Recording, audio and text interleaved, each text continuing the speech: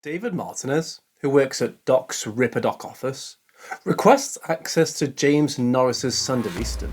He's cautioned by the doctor that the cyberware is too much for his body, but he later changes his mind and starts the grueling procedure. David joins his classroom at Arasaka Academy after his return. While giving a lecture, the AI instructor corrects David. When David turns around, the surgical blood smears on the back of his EMT jacket are visible. Before Katsuo can continue to make fun of David, he throws him out of his chair and challenges him to a fight. David starts the sandevistan for the first time, while Katsuo displays an aggressive combat stance. David can move around Katsuo because of the implant's ability to slow down time. He knocks the youngster out by slamming him against a piece of glass, fracturing Katsuo's nose in the process. David is threatened to inform his dad by Katsuo, who whimpers and starts to call him names, only David departs. The following scene shows David strolling through Night City's sunlit streets, while wearing an EMT jacket that's covered in blood. He enters a plaza and laughs out loud.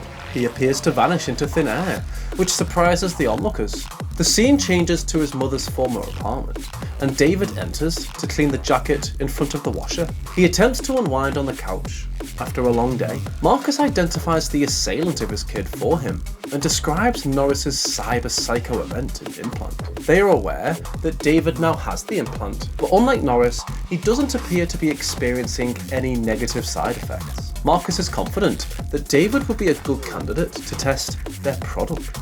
The audience is made aware throughout this dialogue that Davis was dismissed. Tanaka doesn't appear to have much empathy for his own kid and prioritises the business, which he expects of his son as well.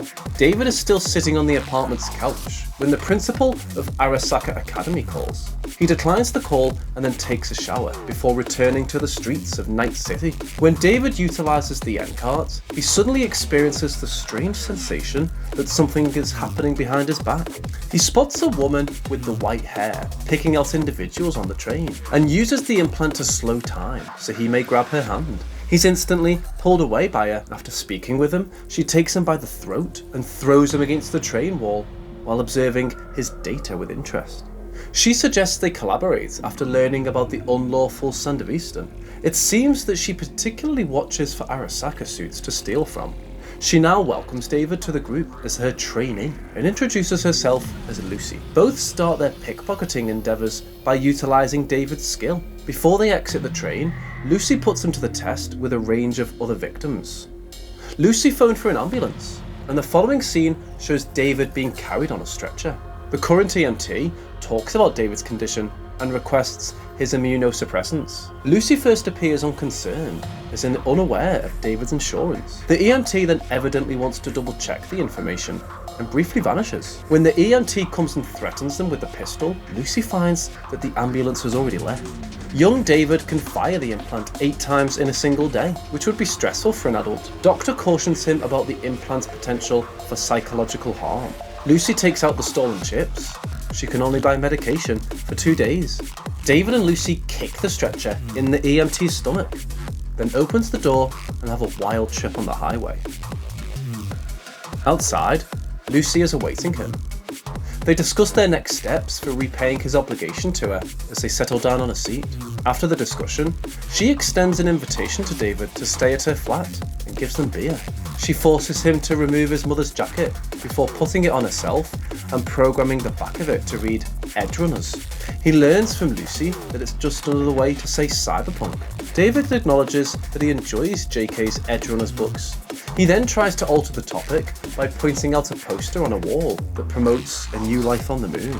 David and Lucy first discuss his mother on why he chose to attend Arasaka Academy, even though he never felt at home there. Then, Lucy suggests her own aspiration to really leave Night City and go to the moon.